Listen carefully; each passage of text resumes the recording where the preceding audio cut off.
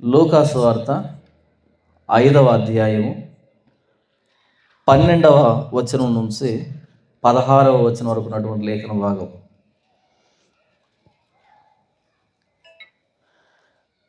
ఈ లేఖన భాగం అన్నది మనం చాలా సందర్భాల్లో చదువుకునే ఉంటాం. కొత్తదేం కాదు, చాలా పాతది, తెలిసింది. అయితే దాని అసలైనటువంటి అర్థం, దాని నేపథ్యం ఈరోజు మనం ధ్యానిస్తాం. 12వ వచనం నుంచి, ఆయన ఒక పట్టణంలో ఉన్నప్పుడు ఇదిగో కుష్ఠరోగంతో నిండిన ఒక మనుషుడు ఉండెను. వాడు యేసును చూసి సాగిలపడి, ప్రభువా, నీకిష్టమైతే నన్ను శుద్ధునిగా చేయగలవని ఆయనను వేడుకొనెను. అప్పుడు ఆయన చెయ్యి చాపి వానిని ముట్టి, నాకిష్టమే, నీవు శుద్ధుడవు కమ్మని అనగానే కుష్ఠరోగము వానిని విడిచెను. అప్పుడు ఆయన, నీవు ఎవరితోనూ చెప్పక వెళ్ళి వారికి సాక్షార్థమై నీ దేహమును యాజకుని కనబరుచుకొని, నీవు శుద్ధుడు అయినందున మోషే నియమించినట్టు కానుకలను సమర్పించుమని ఆజ్ఞాపించెను. అయితే ఆయనను గూర్చిన సమాచారము మరి ఎక్కువగా వ్యాపించెను. బహు జనసమూహములు ఆయన మాట వినుటకును తమ రోగములను కుదుర్చుకొనుటకును కూడి వచ్చుచుండెను. ఆయన ప్రార్థన చేయుటకు అరణ్యంలోనికి వెళ్ళుచుండెను. చదవబడినటువంటి ఈ లేఖన భాగం చాలా సరళంగా అందరికీ అర్థమయ్యేటట్టుగా ఉంది. కానీ ఇక్కడ చోటు చేసుకున్నటువంటి సంఘటన అన్నది మనకు అర్థం కావాలంటే, దీని మూలం ఎందుకు లూకా గారు ఒక కుష్ఠరోగి వచ్చి యేసు ప్రభు దగ్గర స్వస్థత పొందాడు అనే సందర్భాన్ని వ్రాయడం ద్వారా యేసు ప్రభుని ఎలా చూపించాలనుకుంటున్నాడు అనేది మనకు అర్థం కావాలి. మనం లేవియ కాండం 13వ అధ్యాయము 14వ అధ్యాయం, ఈ 2 అధ్యాయాలని ఈ ప్రసంగం అయిపోయిన తర్వాత మీరు ఇంటికి వెళ్ళిన తర్వాత ఈరోజు కానీ రేపు కానీ ఆ 2 అధ్యాయాలు చదవండి. ఆ 2 అధ్యాయాలు కుష్ఠరోగాన్ని గూర్చినటువంటి అధ్యాయాలు. ఇశ్రాయేలీల ఆ పాలెములో ఎవరికైనా కుష్ఠరోగం వస్తే ఆ వ్యక్తిని ఎలా పరీక్షించాలి, ఎలా ఆ వ్యక్తిని పాలెము నుంచి బయటకు పంపించాలి, ఒకవేళ ఆ వ్యక్తికి కుష్ఠరోగం నయం అయితే మరలా ఆ వ్యక్తి ఎలా పాలెములో చేర్చబడాలి అనేటువంటి విషయాలు లేవియ కాండం 13వ అధ్యాయం 14వ అధ్యాయంలో వ్రాయబడి ఉంటాయి. ఆ 2 అధ్యాయాలు మీరు చదివినప్పుడు ఈ 4 వచనాలు లేదా ఈ 5 వచనాల లేఖన భాగానికి పునాది లాంటిది ఆ 2 అధ్యాయాలు. అంతకంటే ముందు మనం ఏం చేస్తామంటే, దేవుడు మోషేను ఐగుప్తుకు పంపించినప్పుడు తన ప్రజలను విడిపించమని చెప్పడానికి మోషే ఒక మాట అంటాడు, ప్రభువా, నేను వెళ్తాను, అయితే నీవు నన్ను పంపించావని వాళ్ళు నమ్మరు అని అన్నప్పుడు దేవుడు 3 సూచనలు మోషేకి ఇచ్చి పంపిస్తాడు. ఈ 3 సూచనలు వారి ఎదుట నువ్వు చేసినప్పుడు వాళ్ళు నమ్ముతారు నిన్ను అని 3 సూచనలు ఇస్తాడు. అందులో మొదటి సూచన ఏంటి? నిర్గమకాండం 4వ అధ్యాయంలో మొదటి సూచన ఏంటంటే, నీవు వెళ్ళి వారి ఎదుట ఈ కర్రను పడవే. ఈ కర్రను పడవేసినప్పుడు ఆ కర్ర పాముగా మారుతుంది. మోషే కర్రను విసిరేశాడు, కర్ర పాముగా మారింది. అందరూ ఆశ్చర్యపోయారు, మోషే కూడా భయపడిపోయాడు. మరలా దేవుడు చెప్పాడు, ఆ పాము తోకని పట్టుకో అని. అలా పట్టుకోగానే మరలా అది కర్ర అయింది. ఇది సూచన. ఇశ్రాయేలీలు మోషేను దేవుడే పంపించాడు అనే దానికి వాళ్ళకు నిర్ధారణ. అయితే ఈ సూచనతో వాళ్ళు నమ్మకపోతే 2వ సూచన ప్రదర్శించు, దీనికి ఖచ్చితంగా వాళ్ళు నమ్ముతారు అని అన్నాడు. ఆ 2వ సూచన ఏంటి అంటే, చూడండి 6వ వచనం, మరియు యెహోవా నీ చెయ్యి నీ రొమ్మున ఉంచుకొనుమనగా అతడు తన చెయ్యి రొమ్మున ఉంచుకొని దాన్ని వెలుపలికి తీసినప్పుడు ఆ చెయ్యి కుష్ఠము గలదై హిమము వలె తెల్లగా ఆయను. తరువాత ఆయన, నీ చెయ్యి మరలా నీ రొమ్మును ఉంచుకునమనగా అతడు తన చెయ్యి మరలా తన రొమ్మును ఉంచుకొని తన రొమ్ము నుండి వెలుపలికి తీసినప్పుడు అది మిగిలిన శరీరం వలె ఆయను. మరియు ఆయన, వారు నిన్ను నమ్మక మొదటి సూచనను బట్టి వినకపోయిన ఎడల రెండవ దాన్ని బట్టి విందురు. రెండవ సూచన ఏంటంటే, వారందరూ ఎదుట నీ చేతిని ఇలా నీ రొమ్ముల మీద ఆనించుకుని ఎద మీద ఇలా పెట్టుకున్నప్పుడు, ఇలా పెట్టుకుని ఇలా తీస్తే ఈ చెయ్యి ఎలా అయిపోతుంది? తెల్లగా హిమంలాగా కుష్ఠరోగం వచ్చినటువంటి చెయ్యిగా మారిపోతుంది. ఇలా పెట్టుకొని ఇలా తీసినప్పుడు కుష్ఠరోగం వచ్చింది. ఎందుకు కుష్ఠరోగం అనే దాన్ని ఇచ్చాడు? ఎందుకు అలాంటి సూచన ఇచ్చాడు అంటే, ఇప్పటికీ ఈ రోజుకి కుష్ఠరోగం వస్తే పూర్తిగా నయమై ఆ వ్యక్తి బాగుపడతాడు అనేటువంటి గ్యారెంటీ లేదు. ఈ రోజుకి కూడా మెడికల్ సైన్స్ ఇంత డెవలప్ అయినటువంటి ఈ రోజుకి కూడా ఒక వ్యక్తి కుష్ఠరోగం వస్తే, మీరు దగ్గరలో ఎక్కడైనా గవర్నమెంట్ హాస్పిటల్ ఉంటే లెప్రసీ వార్డు ఉంటుంది, వెళ్ళి చూడండి. వాళ్ళు పూర్తిగా నయమై బయటకు వస్తారని గ్యారంటీ ఏముండదు ఈ రోజు కూడా. మరి కొన్ని వేల సంవత్సరాల క్రితం కుష్ఠరోగం వస్తే వాడికి చనిపోయినట్టే. ఆ చావు కూడా అతి భయానకమైన చావు. అది కుష్ఠరోగం అంటే మనిషి చనిపోయిన తర్వాత ఎటు కుళ్ళిపోతాడు. ఎవరైనా చనిపోయినప్పుడు ఎటు కుళ్ళిపోవాల్సిందే. కానీ కుష్ఠరోగం అంటే ఏంటంటే, బ్రతికున్నప్పుడు కుళ్ళిపోవడాన్ని కుష్ఠరోగం అంటాం. చనిపోయినప్పుడు కుళ్ళిపోవడం సహసిద్ధమైనటువంటి ప్రక్రియ. కానీ మనిషి బ్రతికి ఉండగా చనిపోవడం అనేది దాని పేరు కుష్ఠరోగం. ఆ వ్యక్తి శరీరంలో బొబ్బలు ఉడతాయి, ఆ బొబ్బలు పగులుతాయి, ఆ బొబ్బల్లో నుంచి చీము రక్తం ధారలుగా కారుతూ ఉంటుంది, నిరంతరంగా కారుతూ ఉంటాయి. ఆ వ్యక్తి అల్లంత దూరంలో ఉన్నాడంటే ఆ చుట్టుపక్కల కొన్ని మీటర్ల దూరం గాలి వీచినప్పుడల్లా గుప్పు గుప్పుమని ముక్కు పుటాలు తగులుతూ ఉంటే వాంతి చేసుకునేటువంటి పరిస్థితి చూసిన వాళ్ళు భరించలేము ఆ వాసనని. మీరు ఎప్పుడైనా హాస్పిటల్లో లెప్రసీ వార్డు ఉంటే వెళ్ళండి, మీకు ఒక అనుభవం కోసం అని.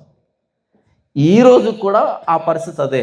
ఎవరికైనా నర్సులు కానీ డాక్టర్లు కానీ లెప్రసీ వార్డులో డ్యూటీ పడింది అనుకో, మనసులో వాళ్ళు కొంచెం ఇబ్బంది పడతారు.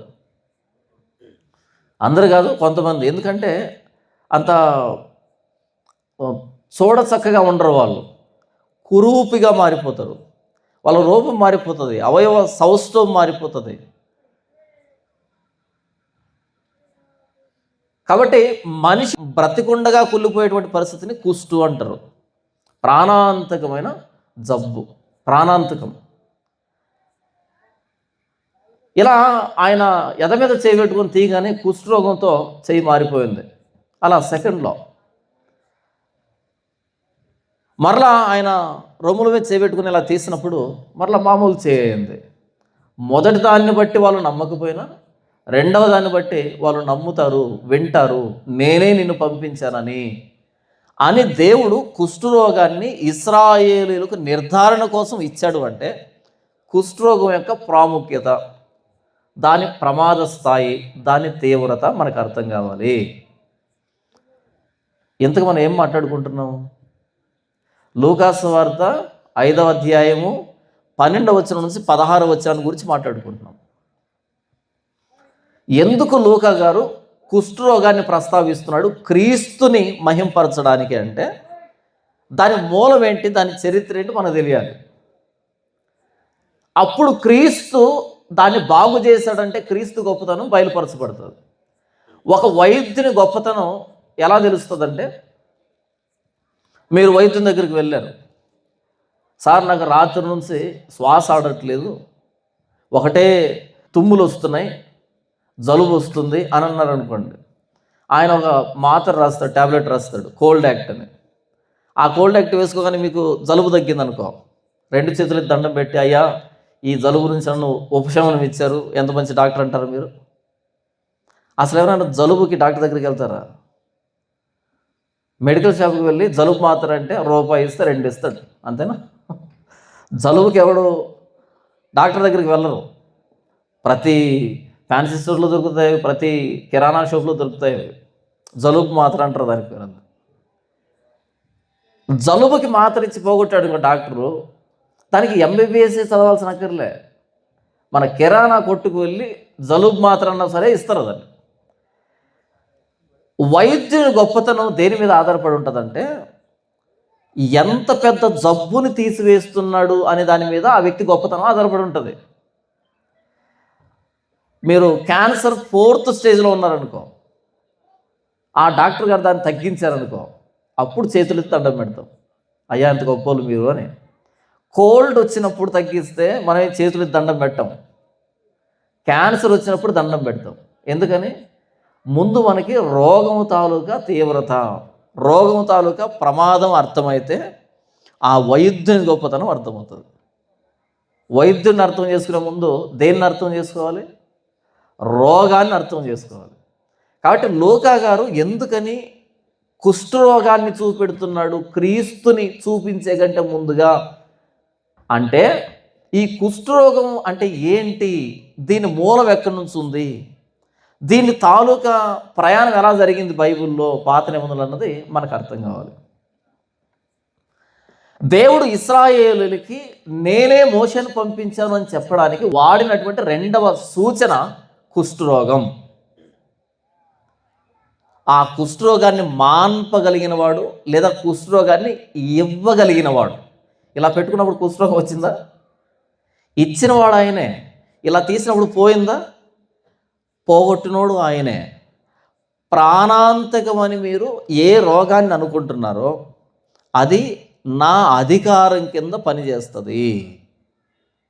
మీరు ప్రాణాంతకమని దేన్నైతే భావిస్తున్నారో అది నా అధికారంలో పనిచేస్తుంది.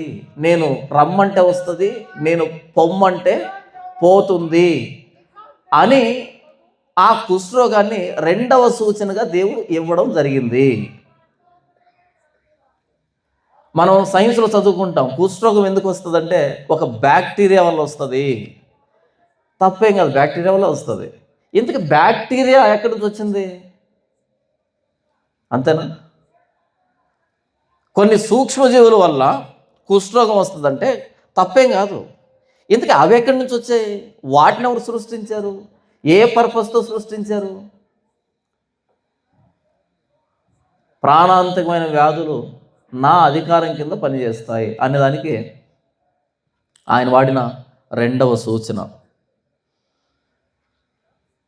దీన్ని బాగు చేయగలిగిన వాడిని నేనే అని చెప్తున్నాడు ఆయన. కుష్ఠరోగాన్ని బాగు చేయగలిగిన వాడు ఎవడు? సైన్యములకు అధిపతి అయిన యెహోవా, నేనే ఈ కుష్ఠరోగం మీద అధికారం కలిగిన వాడిని అని చెప్తున్నాడు అక్కడ. తర్వాత మనం లేఖనాల్లో వెళ్తూ ఉన్నప్పుడు సంఖ్యాకాండం వచ్చినప్పుడు 12వ అధ్యాయంలో 11-12 అధ్యాయ నెరేషన్లో మోషే మీద అహరోను మిర్యాము ఇరువురు సనుగుతారు. మిర్యాం ఎవరు? ప్రవక్తి. సనుగుతారు ఆయన మీద, నేరారోపణ చేస్తారు. అప్పుడు దేవుడు మిర్యాముకి ఇచ్చినటువంటి శిక్ష ఏంటి? కుష్ఠరోగం. అలా కుష్ఠరోగం వచ్చినప్పుడు పాలెం వెలుపలికి ఆవిడ వెళ్ళగొట్టబడింది. అక్కడ వర్ణించిన మాట ఏంటంటే, తండ్రి తన ముఖం మీద ఉమ్మి వేసినప్పుడు ఆ కూతురు సిగ్గుపడుతుంది కదా అనే పదప్రయోగం ఉంటుంది అక్కడ. కుష్ఠరోగం అనేది ఏంటి అంటే దేవుడు ఉమ్మి వేశాడు. కుష్ఠరోగం వచ్చినప్పుడు తెల్లగా ఉంటుంది కదా. రాజైన ఉజ్జియా ఉన్నాడు, యోధారాజైన ఉజ్జియా. ఆయన యాజకుల మీద తిరుగుబాటు చేసి యాజకులు అర్పించవలసిన ధూపాన్ని తాను అర్పించినప్పుడు గర్వించి అందరి ఎదుట ఆన్ ది స్పాట్ నొసటన తెల్లటి కుష్ఠం పుట్టింది. తెల్లటి. ఎందుకు ఇక్కడ పుట్టింది కుష్ఠం? తెలియాలి కదా అందరికీ. నేను నిన్ను ఉమ్మి వేశాను, నేను నిన్ను వద్దనుకుంటున్నాను, నీవు నాకు తిరుగుబాటు చేశావు, నేను నిన్ను శిక్షిస్తున్నాను, నేను నిన్ను ఈ మందిరంలో నుండి, ఈ రాజరికంలో నుండి, అధికారంలో నుండి వెళ్ళగొడుతున్నాను. ఎందుకంటే నీవు నా మీద గర్వించావు, నా శాసనం మీద గర్వించావు, నా పద్ధతి మీద గర్వించావు అనే దానికి తెల్లటి కుష్ఠరోగాన్ని ఇచ్చాడు. అలా మనం చూస్తే నయమాను రథం వెంబడి పరిగెత్తినటువంటి గెహాజీకి దేవుడిచ్చిన శిక్ష ఏంటి? కుష్ఠరోగం. ఎందుకు వచ్చింది కుష్ఠరోగం అంటే దేవుని తిరస్కారానికి గుర్తు కుష్ఠరోగం. దేవుని శాపానికి భౌతికమైన రూపం కుష్ఠరోగం. మొదటిగా నేనేం చెప్పాను అంటే ప్రాణాంతకమైన జబ్బులు ఆయన చేతుల్లో ఉంటాయి. రెండవదిగా దేవుని తిరస్కారానికి భౌతికమైన రూపం కుష్ఠరోగం. మూడవదిగా నయమాను కుష్ఠరోగి, సిరియా దేశపు సైన్యాధిపతి కుష్ఠరోగి. ఆయన ఇశ్రాయేల్ రాజు దగ్గరికి వస్తున్న ఒక ఉత్తరాన్ని పట్టుకొని ఆ ఉత్తరాన్ని ఇవ్వగానే ఆ ఇశ్రాయేలు రాజు దాన్ని చదివి అందులో ఏమో రాయబడి ఉంటుంది? నా సేవకుడైన నయమానికి ఈ కుష్ఠరోగాన్ని తీసివేసి పంపించు, శుద్ధునిగా చేసి పంపించు అని వ్రాస్తే దాన్ని చదివినటువంటి ఈ రాజు, ఇశ్రాయేల్ రాజు ఏమని స్పందిస్తాడంటే చూడండి. 2వ రాజుల గ్రంథం 5వ అధ్యాయము 4 నుంచి నేను చదివి వినిపిస్తాను. నయమాను రాజునద్దకు పోయి ఇశ్రాయేలు దేశపు చిన్నది చెప్పిన మాటలను అతనికి తెలియచేయగా, సిరియా రాజు నేను ఇశ్రాయేలు రాజునకు దూత చేత పత్రిక పంపించదని ఆజ్ఞ ఇచ్చాను కనుక అతడు 20 మనుగుల వెండియు 1,20,000 రూపాయల బంగారును 10 దుస్తుల బట్టలను తీసుకుని పోయి ఇశ్రాయేల్ రాజునకు పత్రికను అప్పగించెను. అక్కడ మీకు బంగారము, వెండి, దుస్తులు కనపడతాయి. అలా చదువుకుంటూ వెళ్తే మీకేం అర్థం కాదు. అక్కడ 2 మనుగుల్ని ఒక తలాంతు అంటారు. 2 మనుగులు కలిపితే ఒక తలాంతు. ఇందుకు తలాంతు అంటే ఎంత? యేసు ప్రభువు చెప్పినటువంటి ఆ పోలికలో, ఉపమానంలో ఆయన ఒకడికి ఒక తలాంతు ఇచ్చాడంట, ఇంకోటి 2 ఇచ్చాడంట, ఇంకోటి 5 ఇచ్చాడంట. ఇందుకు తలాంతులు అంటే ఏంటి? ఏంటి తలాంతు అంటే? ఏమో మనం అక్కడ ఉంది చదువుకుంటూ వచ్చాం కదా. 2 మనుగులు కలిపితే ఒక తలాంతు అంటారు. ఇందుకు తలాంతు అంటే ఏంటంటే 34 కేజీల బంగారం. 1 తలాంతు వెండి అంటే 34 కేజీల వెండి. 1 తలాంతు బంగారం అంటే 34 కేజీల బంగారం. 1 తలాంతు ధాన్యం అంటే 34 కేజీలని. 34 కేజీలు అంటే పెద్దదా చిన్నదా? మనం బియ్యం అయిపోతే తెచ్చుకుంటాం ప్యాకెట్. ఎన్ని కేజీలు ఉంటుంది? దాని మీద 25 కేజీలు అని రాస్తాడు, లోపల ఉండేది 23 కేజీలు. ఆఫర్ అది. మిగతా 2 కేజీలకు గాలి ఉంటుంది కదా. దాన్ని మొదటి ఫ్లోర్ నుంచి 2వ ఫ్లోర్కి తీసుకొచ్చేటప్పటికి గుర్రం సకిలించినట్టు సకిలిస్తూ ఉంటాం కదా. అలా 34 కేజీల బ్యాగ్ను ఊహించుకోండి అని చెప్తున్నా. 20 మనుగుల వెండి అంటే 10 తలాంతుల వెండి. 10 × 34 వెండి 340 కేజీల వెండి తీసుకొచ్చాడు. తర్వాత దాన్ని మన అమౌంట్లు రాశాడు చూడండి, బంగారాన్ని 1,20,000 రూపాయలు. అప్పట్లో 1,20,000, ఇప్పట్లో 1,20,000. అప్పట్లోనా? అప్పట్లో 1,20,000 అయితే ఇప్పుడు ఎంత అవుతుంది ఏమో. నాకు ఊహ తెలిసినప్పుడు మా నాన్న కూలి, అంటే నేను 5వ తరగతి 6వ తరగతిలో ఉన్నప్పుడు మా నాన్నకి ఉదయం నుంచి సాయంకాలం దాకా కష్టపడితే ఇచ్చిన కూలి 30 రూపాయలు. నాకు ఊహ తెలిసినప్పుడు. ఇది కొన్ని వేల సంవత్సరాల క్రితం 1,20,000 రూపాయల బంగారు తీసుకొచ్చాడంట. దేనికి తెచ్చాడు ఇదంతా? తర్వాత చూడండి, 10 దుస్తుల బట్టలను తీసుకుని 10 జతల బట్టలు తీసుకొచ్చాడు. అందులో ఏముందనుకుంటున్నారా? అప్పట్లో బట్టలు లేవు. అందుకని బైబిల్లో మనం పదే బట్టలు చింపుకుంటూ ఉంటారు బాధ వచ్చినప్పుడు. ఎందుకని? బట్టలు చింపడం అంటే చాలా కాస్ట్లీ ఐటమ్ అది. ఆ కాస్ట్లీ సింపుల్గా ఏంటంటే ఐఫోన్ నెలకేసి కొట్టడం బట్టలు చింపుకోవడం అంటే. ఏది మినీ కాదు, అల్ట్రా ప్రో మ్యాక్స్ ఉంటుంది, దాన్ని నేలకేసి కొడితే ఎంత డ్యామేజ్ జరుగుతుందో బట్టలు చింపుకోవడం అంటే అంత. 10 జతల బట్టలు తెచ్చాడు అంటే చిన్న విషయం కాదు అది. వేల సంవత్సరాల క్రితం టెక్స్టైల్ ఇండస్ట్రీ లేదు అప్పట్లో, రాజుల దగ్గర మాత్రమే ఉండేటివి అవి. మొన్న శ్రీకాకుళం వెళ్ళాను ఒక మీటింగ్కి. అక్కడ వెళ్తే ఒక ముసలావిడ చూశాను. ఆ ముసలావిడ జస్ట్ ఇలా చీర ఇలా కప్పుకొని ఉంది, కానీ బ్లౌజ్ లేదు. ఎందుకు అంటే కల్చర్. ఎక్కడి నుంచి వచ్చింది ఆ కల్చర్ అంటే బట్టలు లేని దగ్గర నుంచి వచ్చింది ఆ కల్చర్. ఒకప్పుడు లేవు, ఇప్పుడున్నట్టు లేరు వ్యక్తులు. 40-50 సంవత్సరాలు వెనక్కి వెళ్తే ఇప్పుడున్నట్టు లేరు స్త్రీలు కానీ పురుషులు కానీ. ఉదయం ఒక జత, మధ్యాహ్నం ఒక జత, సాయంకాలం ఒక జత అలా మారుస్తున్నాం కదా, అలా లేదు పరిస్థితి అప్పట్లో. కాబట్టి వేల సంవత్సరాల క్రితం 10 జతలు బట్టలు తెచ్చాడంటే చిన్న విషయం కాదు. 1,20,000 రూపాయల బంగారం తీసుకొచ్చాడంటే చిన్న విషయం కాదు. 340 కేజీల వెండి తీసుకొచ్చాడంటే చిన్న విషయం కాదు. ఎందుకని? ఆ ఉత్తరాన్ని ఇచ్చేదానికి తెచ్చాడు ఇదంతాని, ఆ లెటర్ ఇచ్చేదానికి తెచ్చాడు ఇదంతా జస్ట్ గిఫ్ట్గా. ఎందుకని? ఆ ఉత్తరంలో ఒక మాట ఉంది. ఏంటి ఆ మాట అంటే 6వ వచనం, ఆ పత్రికలో ఉన్న సంగతి ఏదనగా, నా సేవకుడైన నయమానుకు కలిగిన కుష్టు రోగమును నీవు బాగు చేయవలనని ఈ పత్రికను అతని చేత నీకు పంపించి ఉన్నాను. ఎందుకంట ఇంత ఫీజు? కుష్టు రోగాన్ని బాగు చేయి అనే దానికి అంతే. అంతకుముందు తిరిగి ఉంటాడా హాస్పిటల్స్ అన్నీ? తిరుగుండడా? మొత్తం అన్ని ట్రై చేశాడు, ఏది వర్కౌట్ కాలే. అయితే ఒక చిన్న చెప్పింది, ఇంట్లో పని మనిషి చెప్పింది, నా యజమానుడు ఇస్రాయేల్ దేశంలో ఉంటే అక్కడ ప్రవక్తున్నాడు, బాగు చేస్తాడు అని చెప్పింది. సరే, ఆయన ఎంత ఫీజు తీసుకుంటాడో తెలియదు కాబట్టి ఈ మాత్రం ఫీజు ఇచ్చి పంపించాడు. అయితే ఆయన అడ్రస్ మిస్ అయ్యాడు. ఇంత గొప్ప కుష్ఠరోగాన్ని బాగు చేసేవాడు ఎక్కడ ఉంటాడు? రాజమందిరంలో ఉంటాడు. రాజుగారు అలాంటి వదిలిపెడతాడా? కాబట్టి ఆ రాజమందిరంలో ఉంటాడని తీసుకొచ్చాడు ఆయన. కానీ ఆయన కుష్ఠరోగాన్ని బాగు చేస్తాడని ఆ చిన్నదానికి తెలిసింది, కానీ రాజుకు తెలియదు ఈ విషయం. ఎవరో పట్టించుకోలే ఎలీషాని. ఎక్కడో గుడిసెలో ఉన్నాడు, ఏలియా వదిలిపెట్టిన గుడిసెలో ఉన్నాడు ఆయన.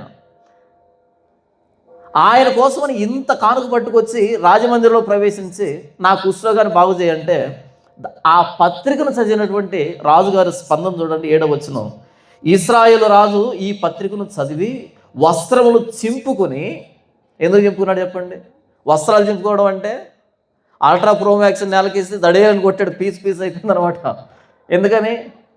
వస్త్రములు చింపుకొని, చంపుటకును బ్రతికించుటకును నేను దేవుడనా, ఒకనికి కలిగిన కుష్ఠరోగమును మాన్పుమని నా యొద్దకు ఇతడు పంపుట ఏమి, నాతో కలహమునకు కారణం అతడు ఎట్లు వెదుగుచున్నాడో మీరు ఆలోచించుడి అనెను. ఒకరిని చంపడానికి, ఒకరిని బ్రతికించడానికి నేను దేవుణ్ణా. కుష్ఠరోగం వచ్చిందంటే వాడు చచ్చిపోయినోడితో సమానం, అంతే. వాడికి బ్రతకడు. నువ్వు ఎంత బంగారం తీసుకొచ్చినా, ఇక్కడ 340 కేజీలు వెండి తెచ్చాడు, లేదా 340 టన్నుల వెండి తీసుకొచ్చినా బాగా కాదు అది. 1,20,000 రూపాయలు బంగారం తీసుకొచ్చాడు, 1,20,000 కోట్ల రూపాయలు తెచ్చినా సరే చర్మం మారదు, చర్మాన్ని మార్చలేం. ఒకరిని చంపడానికి బ్రతికించడానికి నేను దేవుణ్ణా. చూడండి ఎలా వెతుకుతున్నాడు కలహాన్ని, యుద్ధం కోసం అని అంటున్నాడు. ఆయన వచ్చి యుద్ధానికి కాదు, ఆయన వచ్చింది స్వస్థత కోసం. అంటే ఆ రోజులో కుష్ఠరోగం అన్నది ఎంత ప్రమాదకరమైన జబ్బు అనే దానికి ఈ లేఖనాన్ని చూపించాను. తర్వాత ఈ సమాచారం ఎలీషా చెవినబడుతుంది. సరే, ఆ వ్యక్తిని ఎలా పంపించంటాడు. తర్వాత ఎలీషా ఏం చేశాడన్నది మనకు తెలుసు ఆ విషయం. దీన్ని అంతటిని మనసులో పెట్టుకొని సంఖ్యాకాండము 5వ అధ్యాయం 1వ వచనం నుంచి 4 వచనాల వరకు వ్రాయబడినటువంటి లేఖన భాగాన్ని మనం చదువుకొని లూకా సువార్తలోకి వెళ్దాం. సంఖ్యాకాండము 5వ అధ్యాయము 1 నుంచి 4 వచనాలు. మరియు యెహోవా మోషేకు ఇలాగ సెలవిచ్చెను, ప్రతి కుష్ఠరోగిని, స్రావము గల ప్రతి వానిని, శవం ముట్టుట వలన అపవిత్రుడైన ప్రతి వారిని పాలెములో నుండి వెలివేయవలనని ఇశ్రాయేలీయులకు ఆజ్ఞాపించుము. ఎవడైనా కుష్ఠరోగంతో ఉంటే వాడిని పాలెములో నుంచి వెలివేయాలి, లేదా క్వారంటైన్ చేయాలి. మనం కోవిడ్ టైంలో ఎవరికైనా కోవిడ్ వస్తే క్వారంటైన్ చేశాం కదా, ఇది క్వారంటైన్ అంటారు దీన్ని. ఎందుకు పాలెంలో నుంచి ఆ వ్యక్తిని వెలివేయాలి? మెడిసిన్ లేదు కాబట్టి, అది అంటువ్యాధి కాబట్టి, వచ్చినోడు అంటుకున్నోడు కూడా పోతాడు కాబట్టి మొదట వాడిని క్వారంటైన్ చేయాలి. పాలెం వెలుపలికి ఆ వ్యక్తిని తీసుకుని వెళ్ళాలి, అక్కడ ఆ వ్యక్తికి నివాసం ఏర్పాటు చేయాలి. ఆ వ్యక్తి మిగిలిన మనుషులతో కలవకూడదు. ఎందుకని? ప్రాణాంతకమైన జబ్బు కాబట్టి. 3వ వచనం, నేను నివసించుచుండు వారి పాలెమును వారు అపవిత్రపరచుకుంటున్నట్లు మగవానినేమి ఆడుదానినేమి అందరినీ పంపివేయవలను, వారిని ఆ పాలెం వెలుపలికి వెళ్ళగొట్టవలను. ఆ కుష్ఠరోగం వచ్చిన వ్యక్తిని అపవిత్రుడు, ఆ స్త్రీ అపవిత్రురాలు, నేను పాలెంలో సంచరిస్తున్నాను కాబట్టి పాలెంలో నాకు అపవిత్రత కనిపించకూడదు. ఏంటి అపవిత్రత అంటే? కుష్ఠరోగం రావడం పాపమా అన్న? పాపమని బైబిల్ చెప్పలేదు, అపవిత్రత అని చెప్పింది. సిన్ వేరు, అన్క్లీన్నెస్ వేరు. పాపం వేరు, అపవిత్రత వేరు. ఇంతకీ అపవిత్రత అంటే ఏంటి? టెంపరరీ సిన్ అంటారు దాన్ని. అపవిత్రత అంటే ఏంటి? Temporary sin. ఎందుకు టెంపరరీ సిన్ అంటారంటే మీకు అర్థం కావడం చెప్తాను. మనం పిల్లల్ని ఎల్కేజీలోనో యూకేజీలోనో చేర్చామనుకో, 1వ తరగతిలో చేర్చామనుకో, వాళ్ళకి టీచర్లు ఎలా నేర్పిస్తారంటే, ఉదాహరణకి ఏ ఫర్ యాపిల్ అని నేర్పించాలనుకో, బోర్డు మీద రాయరు, ఏ ఫర్ యాపిల్ అని రాసుకొని రాంటారు. వాళ్ళని ఏం చేస్తారు? ఆ మొత్తం పేజీ అంతా యాపిల్ బొమ్మే ఉంటుంది. ఒక బాక్స్లో పెద్ద యాపిల్ బొమ్మ ఉంటుంది, పక్కనే పెద్ద ఏ ఉంటుంది. ఈ ఏ చూడగానే ఏం గుర్తుకు రావాలి వీడికి? యాపిల్ గుర్తుకు రావాలి. తర్వాత యాపిల్లో మొదటి అక్షరం రెడ్ కలర్లో ఉంటుంది. తర్వాత మరలా కింది వైపు డాట్లతో, చుక్కలతో ఒక యాపిల్ ఉంటుంది. పెన్సిల్ ఇచ్చి దీనికి ఏం రా అంటారు, ఆ చుక్కలన్నీ కలుపుకుంటారు అనమాట. ఆ మధ్యలో ఏ ఉంటుంది. ఆ తర్వాత మరలా కొన్ని పదాలు ఉంటాయి, ఆ పదాల్లో ఏ అనే అక్షరం ఎక్కడుందో గుర్తుపట్టండి అంటుంది. తర్వాత కొన్ని ఫ్రూట్స్ ఉంటాయి, అందులో ఏ ఉంటుంది, ఒక యాపిల్ ఉంటుంది, మిగిలినటువంటి ఫ్రూట్స్లో దాన్ని గుర్తుపట్టాలి. ఎందుకని వాడికి బొమ్మల రూపంలో చెప్తుంది టీచరు అంటే, వాడు చిన్నతనంలో ఉన్నాడు, వాడికి చెప్పగానే అర్థం కాదు, వాడికి చూపించాలి. మరలా ఆ యాపిల్ బొమ్మ ఇచ్చి దీనికి రంగులు కొట్టు అని ఇస్తుంది, పెన్సిల్ ఇస్తుంది. ఇంత చేస్తే కానీ వాడికి ఆ యాపిల్ అనే దాంట్లో ఏ అనేది వాడికి గుర్తుండదు. ఒక పాఠం అంతా ఏనే. ఈ ఎల్కేజీ యూకేజీలో ఫస్ట్ లెసన్ ఏంటంటే ఏ. దానికి ఎన్ని బొమ్మలు నేర్పిస్తుందో. మళ్ళీ ఒక బాక్స్లో చిన్న చిన్న ఫ్రూట్స్ తీసుకొస్తుంది, అందులో యాపిల్ని పికప్ చేయమంటుంది ఒకటి, వాడు బయట తీయాలి. కానీ 10th క్లాస్ వచ్చినప్పుడు యాపిల్ గురించి చెప్పేటప్పుడు యాపిల్ బొమ్మ ఉంటుందా? ఉండదు. డాట్స్ అన్నీ కనెక్ట్ చేయాలన్నా లేదు, యాపిల్ని పిక్ చేయాలన్నా లేదు. అలా అనగానే తెలిసిపోతుంది. ఎలిమెంటరీ దశలో ఉన్నప్పుడు కొన్ని భౌతికంగా చూపించి వాటిని అర్థం చేయిస్తే పైకి హయ్యర్ స్టాండర్డ్ వచ్చినప్పుడు వాళ్ళు అర్థం చేసుకుంటారు. అలా పాత నిబంధన అంటే బాల శిక్షకుడు. పాత నిబంధన ఎవరు? Elementary teacher. ఎవరిని అర్థం చేయించడానికి? క్రీస్తుని అర్థం చేయించడానికి. ఎవరిని అర్థం చేయించడానికి? క్రీస్తుని అర్థం చేయించడానికి ధర్మశాస్త్రం అనేది ఎలిమెంటరీ టీచర్, బాల శిక్షకుడు. మొదట అపవిత్రత అంటే ఏంటో తెలిస్తే పవిత్రత అంటే ఏంటో తెలుస్తుంది, పాపం అంటే ఏంటో తెలుస్తుంది. కాబట్టి భౌతికంగా వాళ్ళు ప్రతిరోజు చూస్తున్న విషయాన్ని చూపించి ఇది అపవిత్రత, ఇది పవిత్రత. దేవుని సన్నిధికి వచ్చేటప్పుడు ఎలాంటి లక్షణాలు ఉండకూడదు అని ఎలిమెంటరీ దశలో వాళ్ళకి నేర్పిస్తున్నాడు. కుష్ఠరోగం వచ్చింది, శరీరమందు స్రావం ఉంటుంది. ఇవి నిర్జీవమైనటువంటి స్రావాలు, నిర్జీవమైన స్రావాలు ఇవి. ఇలాంటి నిర్జీవమైన స్రావాలతో పరిశుద్ధుడైన దేవుని సన్నిధికి రాకూడదు అనేది వాళ్ళకు రోగాల రూపంలో చెప్పాడు ఆయన. దీన్ని అపోస్తలుడైన పౌలు ఏమంటాడు హెబ్రీ పత్రికలో, కాబట్టి మీరు నిర్జీవ క్రియలను విడిచిపెట్టి మారు మనసు పొందుటయు అంటాడు. మొదట నిర్జీవమైనవి ఏంటో చెప్పి కొత్త నిబంధనకు వచ్చేటప్పటికి నిర్జీవ క్రియలు కూడా ఉన్నాయి. అక్కడి నుంచి ఇక్కడ దాకా తీసుకొచ్చాడు అనమాట. అలా పాత నిబంధనలో కొన్ని పదార్థాలు తినొద్దంటాడు, కొన్ని భౌతికమైన పరిస్థితుల్లో ఆయన సన్నిధికి రాకూడదంటాడు. దాన్ని అపవిత్రత అంటాం, దాన్ని తాత్కాలికమైన పాపము అంటాం. అది పాపం కాదు, పాపంగా పరిగణించబడదు. స్థితి, భౌతికమైన స్థితి. అప్పుడు ఏం చేయాలి? అది తగ్గేంత వరకు పాలెంలో ప్రవేశించకూడదు. ఆ కండిషన్లో చచ్చిపోతే పరలోకం వెళ్తారు, నరకానికే వెళ్ళరు. కానీ ఆ కండిషన్లో పాలెంలో ఉండకూడదు. ఎందుకు ఉండకూడదు? పవిత్రత అంటే ఏంటో నేర్పిస్తున్నాడు కాబట్టి. అవునా? అలా ఎవరికైతే కుష్ఠరోగం వచ్చిందో వాళ్ళు పాలెం వెలుపలికి వెళ్ళగొట్టబడాలి, పాలెంలో ఉండకూడదు. ఉంటే ఏమవుతుంది?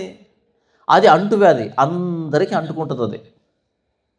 4వ వచనం, ఇశ్రాయేలీలు అలాగు చేసిరి, పాలెం వెలుపలికి అట్టి వారిని వెళ్ళగొట్టిరి, యెహోవా మోషేకు ఆజ్ఞాపించినట్లు ఇశ్రాయేలీలు చేసిరి.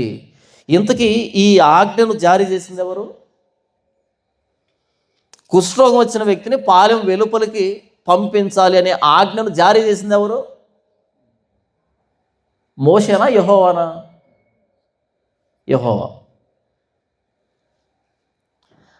అలా ఆ ఆజ్ఞను పట్టుకొని మిర్యాము కూడా మినహాయింపుగా, దీనికి మిర్యాము కూడా పాలెం వెలుపలికి వెళ్ళింది. ప్రవక్తి, ఎర్ర సముద్రం చీలిన తర్వాత స్త్రీలను నడిపించినటువంటి ప్రవక్తి, తంబుర నాట్యంతో నడిపించినటువంటి స్త్రీ కూడా, ప్రవక్తి కూడా మినహాయింపుగా దీనికి. రాజైన ఉజ్జియా కూడా మినహాయింపుగా దీనికి. గెహాజీ మినహాయింపుగా దీనికి. కుష్ఠరోగం వచ్చిందంటే పాలెం వెలుపలికి వెళ్ళగొట్టబడాలి. అలా పాలెం వెలుపలికి వెళ్ళిన వ్యక్తి ఏం తిని బ్రతకాలి? ప్రశ్న. ఒక్కసారి పాలెంలోంచి బయటికి వెళ్ళారా అంటే వాడికి మరలా సమాజంలో కనిపించడు, అసంభవం, జరగదు. అది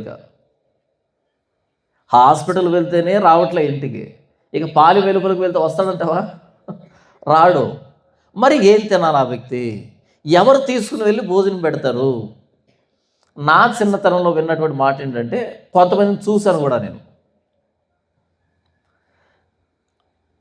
కుష్ఠరోగం వస్తే ఎవరికైనా ఆ వ్యక్తిని తీసుకుని వెళ్ళి ఊరి శివార్లలో పెద్ద చెట్టు కింద వదిలిపెట్టేవాళ్ళు. వాళ్ళు ఊరిలోకి రాకూడదు. అటుగా వెళ్తున్న వాళ్ళు, అక్కడెక్కడో చెట్టు ఉంటుంది, ఇటు బాట ఉంటుంది పొలాల్లోనికి, ఇక్కడ నుంచి అక్కడికి 1/2 కిలోమీటర్ ఉంటుంది. ఎవరైనా దయదలిసి ఈ దారి పక్కనే ఒక పెద్ద ఆకులో అలా భోజనం పెట్టి వెళ్తారు. వీళ్ళు వెళ్ళిన తర్వాత వాళ్ళు వచ్చి ఆ భోజనాన్ని తీసుకుని వెళ్ళి తినేవాళ్ళు. అది మనసున్న వాళ్ళు చేసే పని అది. అలా దారి పక్కన ఆకులు ఎవరో పెడతాం మనం? కుక్కలుగా, మనుషులుగా? కుక్కలు కదా. కొన్నిసార్లు వీళ్ళు వచ్చే కంటే ముందుగా కుక్కలు తినేవి. మరలా వాళ్ళు దగ్గరుండకూడదు. దగ్గరుంటే ఏమవుతుంది? ఆ గాలి సోకితే వీళ్ళు కూడా వస్తుంది కాబట్టి ఇంకొకసారి రారు వాళ్ళు. అలా పెట్టడం ఎందుకు, మనకు తెచ్చుకోవడం ఎందుకని నా చిన్నతనంలో చూసిందని చెప్తున్నా. అలా ఆకలికి దప్పికి అలమటించి బ్రతికుండగా కుళ్ళిపోయి చచ్చిపోయే వాళ్ళు కుష్ఠరోగులు నేను చూశాను. మరి వేల సంవత్సరాల క్రితం వాళ్ళ పరిస్థితి ఏంటి? ఒకవైపు దేహం ఏమో కుళ్ళిపోతుంటుంది. ఎవరికైనా రోగం వస్తే వాళ్ళకి మంచి ఆహారం పెట్టాలి, త్వరగా కోలుకోవాలంటే, వ్యాధి నిరోధక శక్తి అభివృద్ధి కావాలంటే మంచి ఆహారం పెట్టాలి. ఒకవైపు ఆహారం లేదు, ఉన్న శక్తి హరించుకుపోతుంది. ఒక పరిశుభ్రమైన వాతావరణం లేదు, ఎక్కడ ఊరి చివరిలో వదిలిపెట్టేస్తారు. ఒక చిన్న గుడారం వేసుకొని ఒక చెట్టు కిందనో ఒక రాతి కిందనో గుహల్లోనో ఉండిపోతారు. వాళ్ళు పట్టించుకునే నాదులు లేడు, డ్రెస్సింగ్ చేసే వాళ్ళ గాయాలను కడిగే వాళ్ళు లేరు. వాళ్ళ పరిస్థితి ఎలా ఉంటుందంటే బ్రతికుండగా కుళ్ళిపోవడం, ఆకలితో అలమటించడం. అలాంటి సందర్భంలో వాళ్ళు చేసే పని ఏంటంటే వాళ్ళు వేటాడలేరు. ఒకవేళ వేటాడు ఏమైనా తింటారంటే వేటాడలేరు. వేటాడకుండా సులభంగా దొరికేది ఏంటి? ఏం దొరుకుతాయి చెప్పండి? వేటాడకుండా సులభంగా దొరికేవి తినేదానికి ఏమీ లేదు, భోజనం లేదు. మరి తినేదానికి భోజనం లేకపోతే వాళ్ళకి సులభంగా దొరికేటువంటి పదార్థాలు ఏముంటాయి చెప్పండి? ఫ్రూట్స్ అంటే తోటలోకి రానివ్వరు,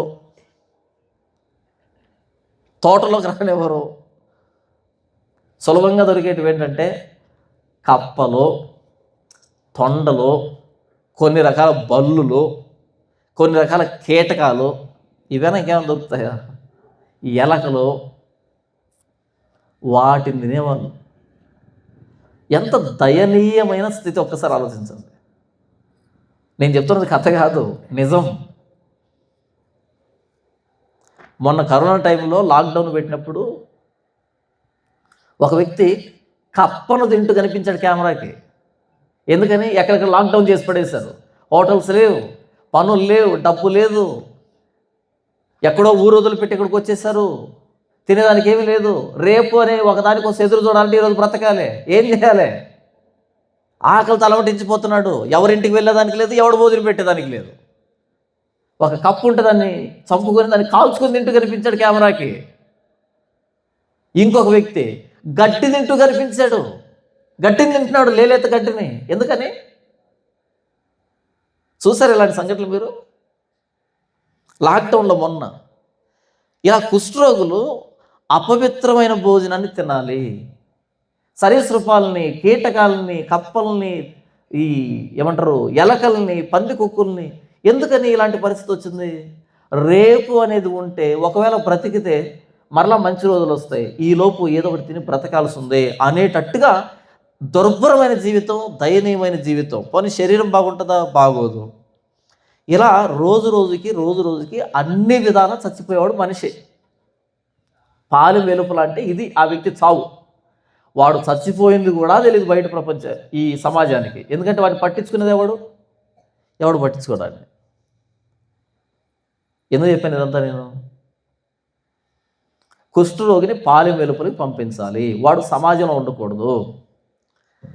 ఈ లక్షణాలన్నింటినీ మనసులో పెట్టుకొని ఇప్పుడు మనం లోకాసు వార్త 5వ అధ్యాయము 12 నుంచి 16 దాకా వస్తే ఇక్కడ క్రీస్తు గొప్పతనం, క్రీస్తుని ఎందుకు కుష్ఠరోగంలో నుంచి చూపెడుతున్నాడు వైద్యుడైన లోక అన్నది మనకు అర్థమవుతుంది.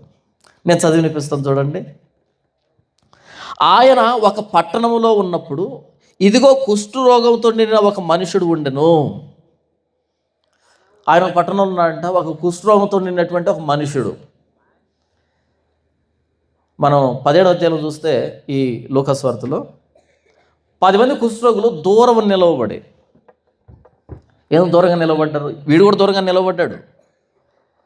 కుష్ఠరోగులు దగ్గరికి రానివ్వరు మిగిలిన వ్యక్తులు. బహుశా ఆయన ఒక పట్టణానికి వెళ్తున్నాడు. ఆయన వెళ్తున్నాడని ఒక కుష్ఠరోగికి అర్థమైంది. వచ్చే యేసుప్రభుతో మాట్లాడుతాడు. దగ్గరగా కాదు, దూరంగానే మాట్లాడుతున్నాడు. యేసుప్రభు దగ్గరకు పిలిచినా మిగతా వాళ్ళ దగ్గర రానివ్వరు. 10 మంది కుష్ఠరోగులు దూరంగా నిలవబడి యేసుప్రభుతో మాట్లాడారు. ఎందుకని? వాళ్ళ స్థితి అది.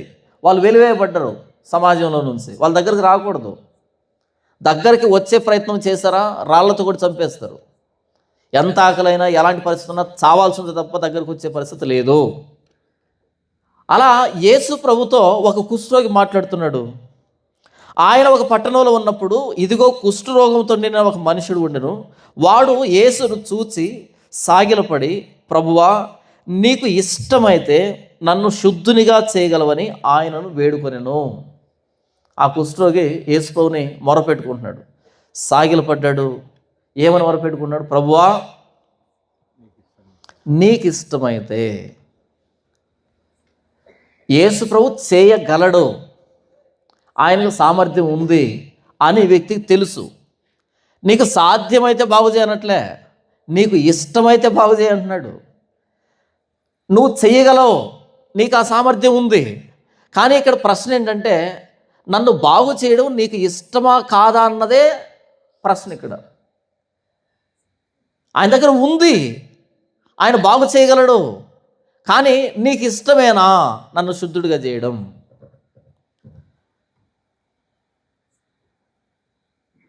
నీకు ఇష్టమైతే నన్ను శుద్ధునిగా చేయి అని అడిగాడు.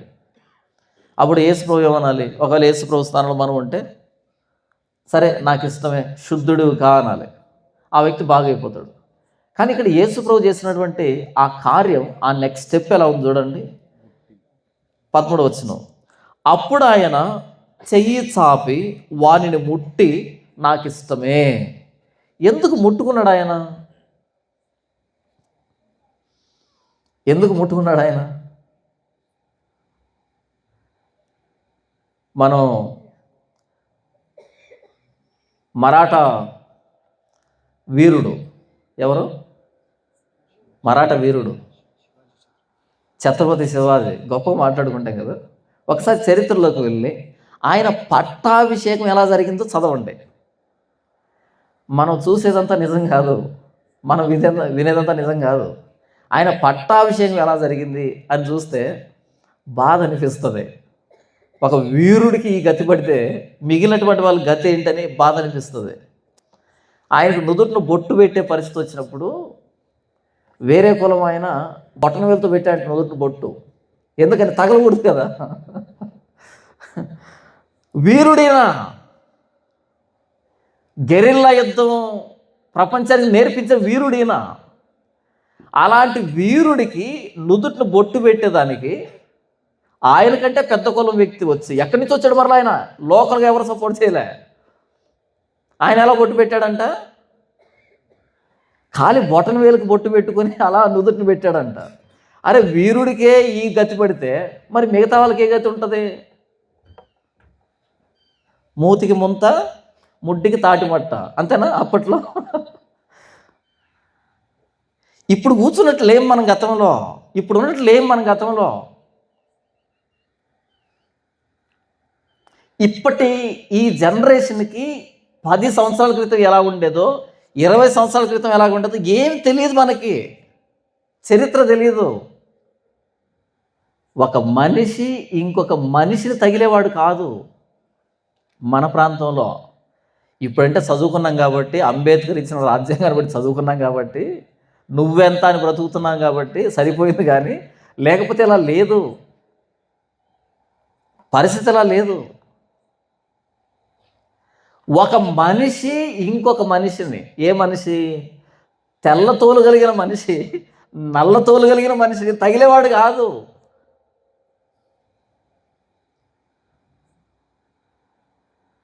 ఇక కుష్ఠరోగం తగులుతారా? కుష్ఠరోగం తగులుతారా? మనిషిని మనిషి ఇప్పటికీ తగలరు చాలామంది. ఇప్పటికి ఈ రోజు కూడా తగలరు, తగిలే పరిస్థితి లేదు. యేసు ప్రభు కుష్ఠరోగిని నాకు ఇష్టమే అనే కంటే ముందుగా ఆయన్ను ముట్టి ఇలా పట్టుకున్నాడు. ఇలా పట్టుకొని నాకు ఇష్టమే. ఎందుకు పట్టుకోవాలి అంటున్నా? మనిషికి ఇచ్చిన విలువ బైబుల్.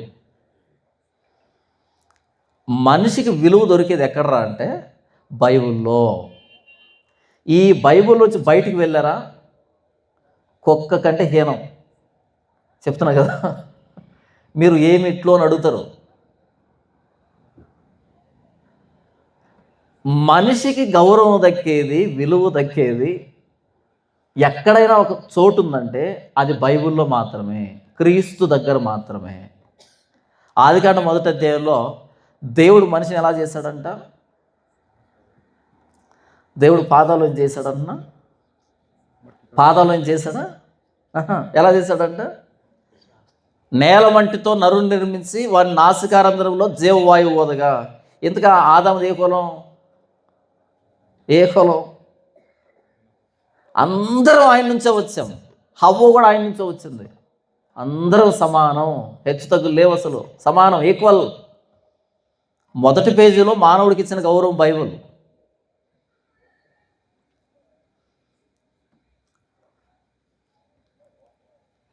తన స్వరూపంలో తన పోలికలో మానవుని చేస్తున్నాడు. మనం ఎవరి పోలిక అంట? దేవుని పోలిక, దేవుని స్వరూపం. ఆయన స్వహస్తాలతో నిర్మించుకోండి. ఎంత విలువ ఇది! ఇక్కడ దొరుకుతుంది మానవుడికి విలువ. కుష్ఠరోగిని యేసుప్రభు ఎందుకు ముట్టుకున్నాడు? తన చేతులతో సృష్టించుకున్నటువంటి మానవుడు కదా. తన చేతులతో సృష్టించుకున్న మానవుడిని తనగా తగలాల్సి ఉంది. మీరు ఎప్పుడైనా చూడండి, పెళ్ళిడికి వచ్చినటువంటి కొడుకు యాక్సిడెంట్ అయింది, కాళ్ళు చేతులు రెండు విరిగిపోయాయి, మంచంలో ఓడిపోయాడు. మొత్తం అన్ని మంచంలోనే. ఇప్పుడు ఆ అబ్బాయికి అన్ని ఎత్తిపోసేది ఎవరై ఉంటారు ఇంట్లో? కొంచెం గట్టిగా చెప్పండి. తల్లి. తండ్రి తర్వాతే. తండ్రి తప్పించుకుంటాడు ఆ సమయానికి. మ్యాక్సిమం చెప్తున్నాను. ఆయన వెళ్ళి మెడిసిన్ తీసుకొని వస్తా అంటాడు. అన్నీ చేయలేరు పురుషులు, తల్లి చేస్తుంది. ఎందుకని? మోసింది కదా. ఇక్కడ మోసింది కదా. మీరు చూడండి, కొంతమంది పిల్లలు పుట్టేటప్పుడు లోపలనే ప్రసవించే టైంలో లోపలనే బాత్రూమ్ పాస్ చేస్తారు, వాళ్ళు మోషన్ పాస్ చేస్తారు లోపలనే. అక్కడి నుంచి స్టార్ట్ చేస్తారు. తల్లి అసహించుకోదు కదా. అలా పక్కన వేసుకొని పడుకుంటున్నప్పుడు వాడు పక్కనే గలీజ్ చేస్తుంటాడు. ఎంత ఆనందంగా కడుక్కుంటుంటుందో, ఎంత ఆనందంగా తుడుచుకుంటుంటుందో. మనకు అసహ్యంగా ఉంటుంది, మనకు మురిగ్గా ఉంటుంది. అక్కడే నివాసం చేస్తుంది వాడు పెద్దోడయ్యేంత వరకు. కనుకనే వాడు చచ్చిపోయేంత వరకు ఏ స్థితిలో అయినా తల్లి అలాగే చూడగలుగుతుంది, ఆ మురికిని తగలగలుగుతుంది. అవునా కదా? ఇంతకీ తల్లికి ప్రేమ ఎక్కడి నుంచి వచ్చింది? ఏ ట్యూషన్కి వెళ్ళి నేర్చుకుంది? ఏ ట్యూషన్కి వెళ్ళి ఈ ప్రేమను నేర్చుకుంది? గర్భాన్ని పుట్టిన చంటి బిడ్డను తల్లి మర్చిపోతుందేమో, కానీ నేను నిన్ను మరువను. తల్లికి మించిన ప్రేమ ఇది. తల్లికి నీ మీద ప్రేమ పెట్టిన ప్రేమ ఇది. ఆయన తగలడంలో ఆశ్చర్యం ఏముంది? ఎందుకు తగిలాడు అంటే, తల్లికి ప్రేమ పెట్టినోడు ఈయనే. తల్లిదండ్రులకు ప్రేమ ఏమి అలా వచ్చింది కాదు, దేవుడు పెట్టాడు. ఆయన ముట్టుకోలేడా? ముట్టి నాకు ఇష్టమే నిన్ను శుద్ధునిగా చేయడం. ఎందుకు తగిలాడు ఆయన? మనిషికి ఇచ్చిన గౌరవం అది. ఏదో మోమాటానికి నాకు ఇష్టమే కాదు, నిజంగా నాకు ఇష్టమే నువ్వు బాగా కావడం. నీకు కొత్త చర్మాన్ని ఇవ్వడం నాకు ఇష్టమే. నువ్వు మరలా సమాజంలో కలవడం నాకు ఇష్టమే. నీకు మరలా కొత్త జీవితాన్ని ఇవ్వడం నాకు ఇష్టమే. నువ్వు మరలా అందరిలాగా బ్రతకడం నాకు ఇష్టమే. ఈ శాపం నుంచి బయటికి రావడం నాకు ఇష్టమే. ఈ స్థితి నుంచి నువ్వు బాగు కావడం నాకు ఇష్టమే. ముట్టుకున్నాడు ఆయన.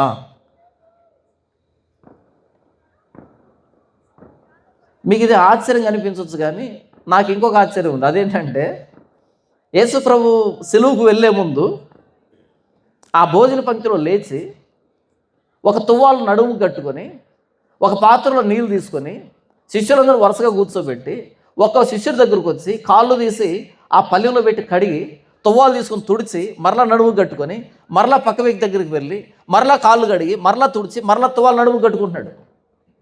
12 మందికి ఎలా చేశాడు? ఎలా చేయగలిగాడు ఆయన అలా? ఈరోజు పాస్టర్ గారు వస్తున్నారంటే చుట్టుపక్కల బౌన్సర్లు ఉంటారు కదా, ఎవరి దగ్గరికి రాకూడదు. ఒకవేళ ఎవరైనా వచ్చి షేక్ హ్యాండ్ ఇస్తున్నా, ఎవరైనా వచ్చి ఫోటో తీసుకుంటే మన వాల్యూ పడిపోతుంది, సాధారణమైన పాస్టర్ అయిపోతాం. అలా కాదు, చుట్టూ బౌన్సర్లు ఉండాలి, అలా రోప్ పట్టుకోవాలి, అందరినీ నెట్టేస్తుండాలి, దూరం దూరం దూరం అంటూ ఉండాలి. అప్పుడు గొప్పతనం ఉంటుంది. క్రీస్తుకు లేని గొప్పతనం నీకు ఎందుకు అంటున్నా. ఎక్కడి నుంచి వచ్చింది ఫాల్స్ ప్రెస్టీజ్ అనేది? గొప్పతనం మనలో లేదు, మన చేత ప్రకటించబడుతున్న క్రీస్తులో ఉంది గొప్పతనం. గొప్పతనం మనలో లేదు, మనం కాదు గొప్ప వాళ్ళమే, మనం ప్రకటిస్తున్న క్రీస్తు గొప్పోడు. మనమంతా సహోదరులమే. ఎంత చెప్పినా మీకు అర్థమవుతుందా, వాళ్ళకి అర్థమవుతుందా? ఇద్దరికి అర్థం కాదు, ఇద్దరికి అర్థం కాదు. అయ్యగారి గొప్పతనం ఎలా తెలుస్తుంది? వచ్చిన కారును బట్టి, వచ్చిన మంది మార్బలాన్ని బట్టి, ఆ సెగ చుట్టుపక్కల ఎంత సెగ ఉంటుందో దాన్ని బట్టి వేస్తారు. కుష్టు రోగులకి సమీపానికి వచ్చాడు ఆయన. తర్వాత శిష్యుల కాళ్ళు గడిగే దగ్గర దిగాడు ఆయన. మీరు కూడా ఇలా చేయండి అంటే సంవత్సరం చేయమని కాదు చెప్పింది ఆయన. సంవత్సరం కడగండిగా చెప్పింది. ఇంత తగ్గించుకోండి, నేనే ఇంత తగ్గించుకుంటే మీరు కూడా ఒకరినొకరు తగ్గించుకోండి అని చెప్పాడు. ఇంతకంటే ఆశ్చర్యం చెప్పమంటారా? శిష్యుల పాదాలు కడగడం ఒక ఆశ్చర్యం అయితే, అత్యంత పాపుల కోసం ఆయన పాదాల్లో మేకులు కొట్టించుకున్నాడు చూసావా, ఇది ఇంకా అద్భుతం. వీళ్ళ పాదాలు కడగడం ఆశ్చర్యం అయితే, ఈయన పాదాల్లో మేకులు కొట్టించుకున్నాడు చూసావా, ఇది అద్భుతం. అంటే ఒక పాపాత్మురాలైన స్త్రీ పరుగును వచ్చి యేసుప్రభు పాదంలో అలా లాక్కొని ముద్దు పెట్టుకునేంత స్థితికి వచ్చాడు ఆయన. ఏమనుకుంటారు 10 మంది ఆవిడ ముద్దు పెట్టుకుంటూ ఉంటే? ఆయన పరిశుద్ధుడు, గొప్పవాడైతే ఎవరు రావాలి, ఎవరు కూర్చోవాలి ఆయనతో పాటు? ఆ ప్రాంతంలో ఎవరెవరు టాప్, ఎవరైతే పెద్ద కులస్తులు ఉన్నారో, ఎవరైతే బాగా డబ్బు ఉన్న వాళ్ళు ఉన్నారో, ఎవరైతే బాగా పలుకుబడి ఉన్న వాళ్ళు ఉన్నారో వాళ్ళంతా వచ్చి కూర్చుంటే ఈయన గొప్పవాడు అవుతాడు. కానీ ఎవరికి ఇచ్చాడు ఆయన పాదాలు? పాపాత్మురాలైన స్త్రీ వచ్చి ముద్దు పెట్టుకుంటూ ఉంటే మిగతా వాళ్ళు అభ్యంతరపడ్డారు, కానీ ఆయన అభ్యంతరపడటంలే. ఎందుకని? ఆయన వచ్చిందే నశించిన వారిని వెదకి రక్షించడానికి. ఎవరు ఏమనుకున్నా పర్లే, నాకు కావాల్సింది వీళ్ళే. నేను వైద్యుడిని, వీళ్ళు రోగులు. వైద్యుడికి ఎవరు కావాలి? రోగులు కావాలి. క్రీస్తు వచ్చింది రోగుల కోసం. ఇప్పుడు ఆ వ్యక్తి వచ్చి నీకు ఇష్టమైతే నన్ను శుద్ధుడిగా చేయి, ఆయనకి ఇష్టం కాకుండా ఎలా ఉంటుంది? ఆయన వైద్యుడైతే ఆయనకు కావాల్సిన రోగి కదా. నీకు ఇష్టమైతే నన్ను శుద్ధుడిగా చేయి, ఆయన ముట్టుకొని నాకు ఇష్టమే, నువ్వు బాగా కావడం నాకు ఇష్టమే. ఇలాంటి క్రీస్తును వదిలిపెట్టంట మరలా మూతికి ముంత, ముడ్డికి తాటిమట్ట కట్టించుకున్న దగ్గర పోవాలంట. పిచ్చోళ్ళకి కనపడుతున్నావా? చెప్పు, పిచ్చోళ్ళకి కనపడుతున్నావా ఏంటి? ఇది విదేశీ మతం కాదురా సామి, ఇది అసలైంది, ఇది సిసలైంది, ఇందులో గౌరవం ఉంది మానవుడికి. దీన్ని వదిలిపెట్టి ఎక్కడికి వెళ్ళాలంట? మరలా రండి వెనక్కి. ఏం చేయడానికి చెప్పు, ఏం చేయడానికి?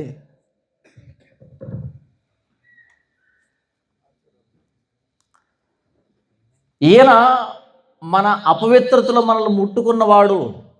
అందుకని మీరు చూడండి, ఎవరైతే సమాజం చేత వెలివేయబడిన వాళ్ళు ఉంటారో, సమాజం చేత చీత్కరించబడిన వాళ్ళు ఉంటారో, వీడు మాకు వద్దు అనుకున్న వాళ్ళు ఉంటారో, వాడు వస్తాడు మొదటి క్రీస్తు దగ్గరికి, యేసుప్రభు దగ్గర వెతుక్కుంటా. ఎందుకని? వాడికి గౌరవాన్ని ఇచ్చేది ఈయనే కాబట్టి. ఎక్కడే దొరుకుతుంది వాడికి గౌరవం? ఒకే పాత్రలోది తింటాం, ఒకే పాత్రలో తాగుతాం. ఎందుకని? సమానత్వం. అందరి కోసం ఆయన ప్రాణం పెట్టాడు. క్రీస్తులో గొప్పతనం ఉంది, క్రీస్తులో మనకు నిజమైనటువంటి స్వాతంత్రం ఉంది, క్రీస్తులో విలువ ఉంది. క్రీస్తు బయట బానిసత్వం, క్రీస్తుకు బయట ధర్మశాస్త్రం కానివ్వలే, బయటికి వెళ్ళరా అంటది. నాకు కుష్ఠరోగం వచ్చిందంటే ధర్మశాస్త్రం కనికరించదు, బయటికి వెళ్ళి మొదట అంటది, అర్జెంట్గా బయటికి వెళ్ళు. కానీ క్రీస్తు అలా కాదు, వచ్చాయి నేను నిన్ను చేర్చుకుంటా, నువ్వు శుద్ధుడు కావడం నాకు ఇష్టమే. ఈ మాట ఎవరూ చెప్పలేరు. ఇంకో మాట ఏంటంటే, మీరు లేవీకాండం 13-14 చదవండి ఇంటికి వెళ్ళిన తర్వాత. కుష్ఠరోగం వచ్చిన వ్యక్తిని ఎవరు ముట్టుకోకూడదు, ముట్టుకున్నోడు కూడా అపవిత్రుడే. వాడు కూర్చున్న ప్రతి వస్తువు అపవిత్రం, వాడు తగిలిన ప్రతిదీ అపవిత్రం, వాడిని ముట్టుకున్నవాడు అపవిత్రుడు. వాడిని ముట్టుకుంటే వాని అపవిత్రత ముట్టుకున్నోడికి వస్తుంది. కానీ క్రీస్తు ఆ వ్యక్తిని ముట్టుకుంటే ఈయన పవిత్రత వాళ్ళలోకి వెళ్ళింది. ఇంకొకసారి అంతవరకు జరిగింది ఏంటంటే, అపవిత్రుని ముట్టుకుంటే ముట్టుకున్నవాడు కూడా అపవిత్రుడు అవుతాడు. కానీ క్రీస్తు విషయంలో అలా జరగలే. ఈయన ముట్టుకుంటే క్రీస్తులో ఉన్న ప్రభావం వానిలోకి వెళ్ళి వాన్ని కూడా పవిత్రునిగా చేసింది. మనోళ్ళు ఏమంటారు తెలుసా? అన్న మేము ముట్టయ్యాము, చర్చికి రావచ్చా? రావచ్చా? అసలు ఏం మాట్లాడుతున్నారు?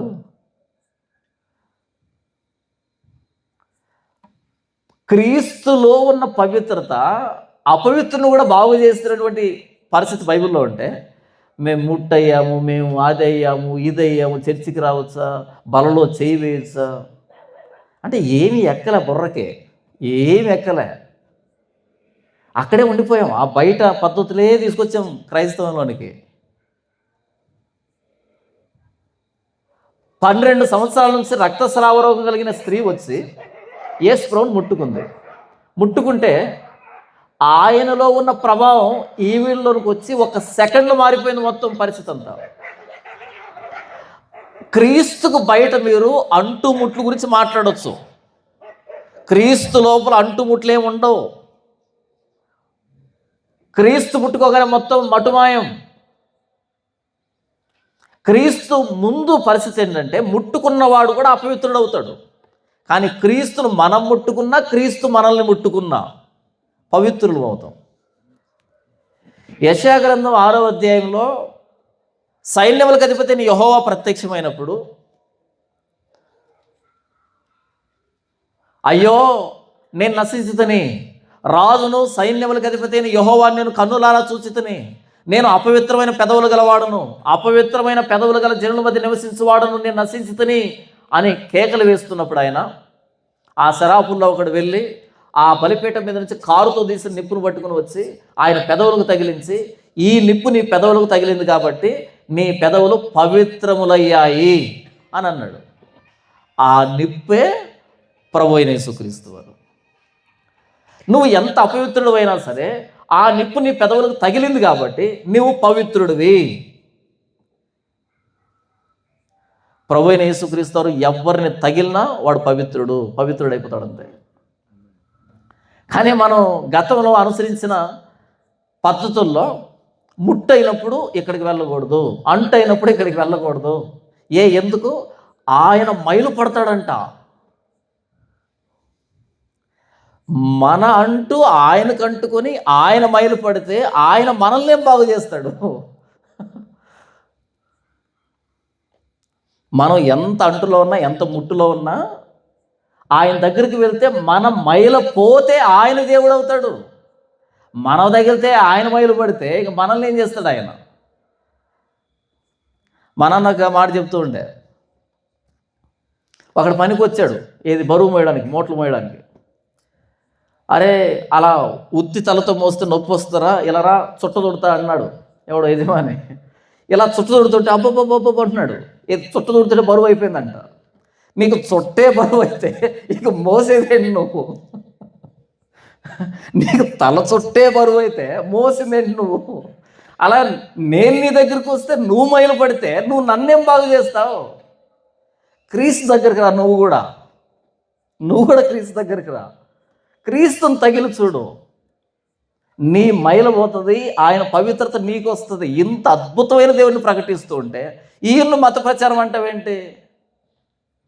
తల సరిగ్గా పనిచేయదా? 12 సంవత్సరాల నుంచి రక్తస్రావ రోగం కలిగిన స్త్రీ వచ్చి ఆయన ముట్టుకోగానే సెకండ్లో పరిస్థితి మారిపోయింది. ఏ వైద్యుడు బాగు చేయలేకపోయాడు. ఎవరినన్ను ముట్టుకుంది. ప్రభు ఇంతమంది మీద పడుతున్నారు, ఎవరు ముట్టుకున్నారని అడుగుతావేంటి? ఆ ముట్టుకోవడం కాదు నాయన, ప్రభావం నాలో నుంచి బయలువెడలింది. అలా ముట్టుకుంది ఎవరు? క్రీస్తును మనం ముట్టుకున్నా, క్రీస్తు మనల్ని ముట్టినా మనం పవిత్రులం అవుతాం. యెషయా గ్రంథం 6వ అధ్యాయంలో చెప్పబడిన ఆ నిప్పు ఆయనే, ఆ పరలోకపు నిప్పు, మనందరి జీవితాల్ని పవిత్రం చేయడానికి వచ్చిన నిప్పు ఆయనే. ఆయన కుమారుడైన యేసుక్రీస్తు రక్తం ప్రతి పాపం నుంచి మనల్ని కడిగి పవిత్రులుగా చేయును. ప్రభువైన యేసుక్రీస్తు రక్తం ప్రతి పాపం నుంచి కడిగి మనల్ని పవిత్రులుగా చేయును. ఇక్కడి నుంచి చెప్పబడిన మాట అది. మనం పవిత్రం కావాలంటే మన పాపపు కుష్ఠరోగం, ఆ నీసు, ఆ చీము, ఆ రక్తం గారుతూ ఉన్నప్పుడు దాన్ని పవిత్రపరిచేది ఎవర్రా అంటే ప్రభువైన యేసుక్రీస్తు రక్తం ప్రతి కుష్ఠరోగం నుంచి మనల్ని, పాప కుష్ఠరోగం నుంచి కడిగి పవిత్రులుగా చేస్తుంది. అది అక్కడ చెప్పబడింది. అంత అద్భుతమైనటువంటి యేసు రక్తాన్ని ఎక్కడ రాసుకున్నా వెళ్ళి యేసు రక్తం బాటిల్ అంట. ఏంటంట? ఉన్నాయి మీ సైడ్ యేసు రక్తం బాటిళ్ళు? తెలుసా తెలీదా? యేసు రక్తం బాటిల్ అంట.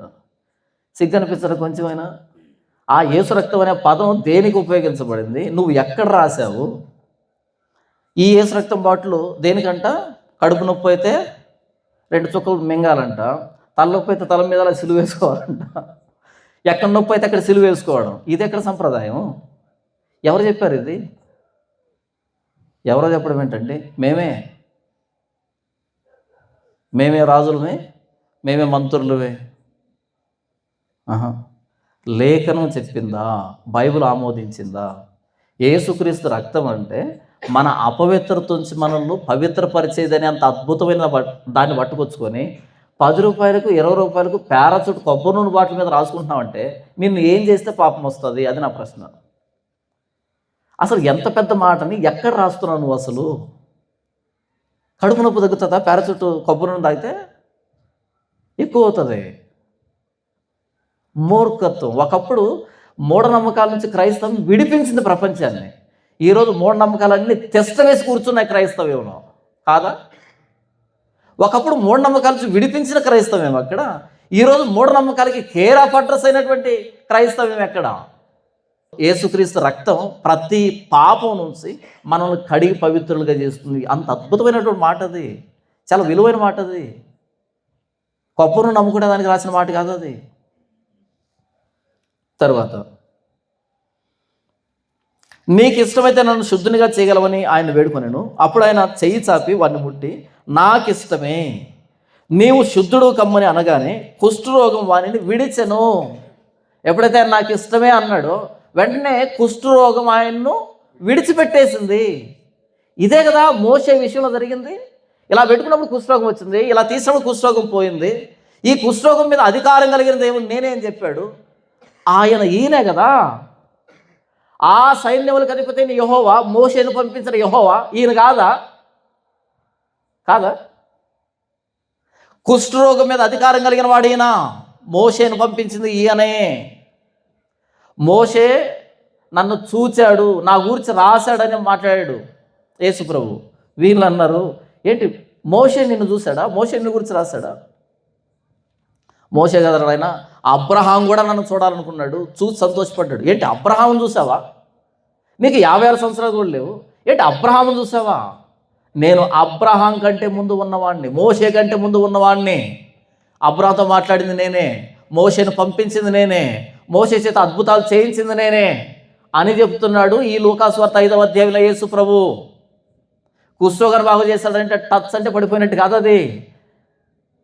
నిర్గమకాండములో కానీ అంతకంటే ముందు ఆదికాండం నుంచి కానీ అబ్రహాంతో మాట్లాడింది నేనే, మోషేను పంపించింది నేనే. నేను ఆ రోజు కుష్ఠరోగాన్ని సూచనగా ఇచ్చింది. నాకు ఇష్టమే శుద్ధుడు కాను కానీ వెంటనే వదిలిపెట్టేసింది.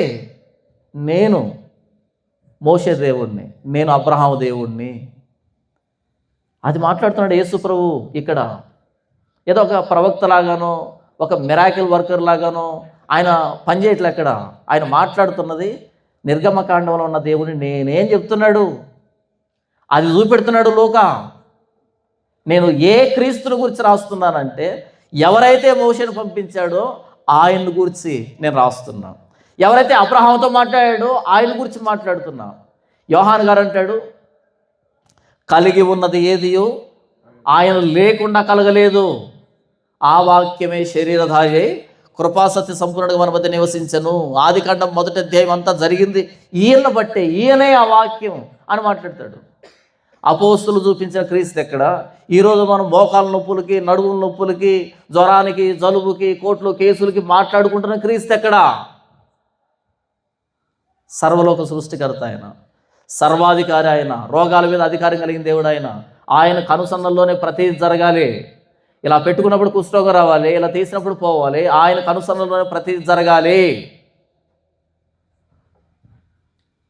రోగం ఇచ్చినా ఆయనే, తీసివేసిన ఆయనే. నా చేతులే గాయం చేస్తే నా చేతులే గాయాన్ని కడతాయి. అవునా? గాయాన్ని చేసింది ఆయన చేతులే, గాయాన్ని కట్టేది ఆయన చేతులే. కుష్ఠరోగం వారిని విడిచెను. 14వ వచనం. అప్పుడు ఆయన, నీవు ఎవనితోనూ చెప్పక వెళ్ళి వారికి సాక్షార్థమై నీ దేహమును యాజకునికి కనబరుచుకొని నీవు శుద్ధుడు అయినందున మోషే నియమించినట్టు కానుకలను సమర్పించమని ఆజ్ఞాపించను. ఎప్పుడైతే కుష్ఠరోగం పోయిందో వెంటనే యేసుప్రభు మైక్ ఆ వ్యక్తికి ఇచ్చి సాక్ష్యం చెప్పు అన్నాడా? ఏమన్నాడు? ఎవరితోనూ ఏమి చెప్పొద్దు. చెప్పకపోతే ఎలా తెలుస్తుందండి? ప్రశ్న ఏంటి మంది? చెప్పకపోతే ఎలా తెలుస్తుంది? అంతకుముందు కుష్ఠరోగం ఉంది, ఇప్పుడు లేదు, దీనికి చెప్పాలన్నా? చూస్తే సరిపోదా? కుష్ఠరోగంతో ఉన్నాడు, ఇప్పుడు మంచి చర్మం వచ్చింది, దీన్ని చెప్తే అర్థమవుతుందా? చూస్తే అర్థమవుతుందా? చూస్తే అర్థమవుతుంది. దీనికి ఎందుకు సాక్ష్యం? వాడే సాక్ష్యం. ఒకప్పుడు బట్టలు లేకుండా తిరుగుతున్నాడు సమాధుల్లో, ఇప్పుడు బట్టలు కట్టుకుని స్వస్థ చిత్తుడైన పాదాల దగ్గర కూర్చున్నాడు. ఎవరైనా చెప్పాలనా? ఒకప్పుడు నేను సమాధుల్లో తిరుగుతుండేవాడిని, ఇప్పుడు నేను బట్టలు కట్టుకున్నాను అని చెప్పాల్సిన అక్కర్లే. నువ్వు జస్ట్ కనబడితే అదే అద్భుతం. మరి నువ్వు సమాధుల్లో తిరుగుతున్నావు కదా, వాళ్ళు చెప్పాలి. ఈరోజు మనం చెప్పుకుంటున్నాం. ఎందుకు చెప్పుకుంటున్నాం? జరగట్లేదు కాబట్టి. జరిగితే చెప్పాల్సిన అక్కర్లే, వాళ్ళు చెప్తారు. జరగకపోతేనే చెప్పుకోవాలి. సాక్ష్యాలు చెప్పడం అనేది మోసం. బైబిల్ ఎవరు చెప్పలే. బైబిల్ చెప్పిన సాక్ష్యం ఏంటి తెలుసా? ఆయన సిలువ వేయబడ్డాడు, దేవుడు ఆయన్ను లేపాడు, దీనికి మేము సాక్షులము.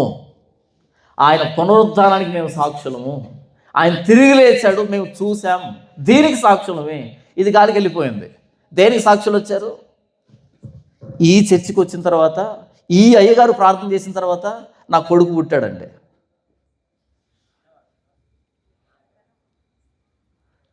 ఎప్పుడు పుట్టాడు కొడుకు?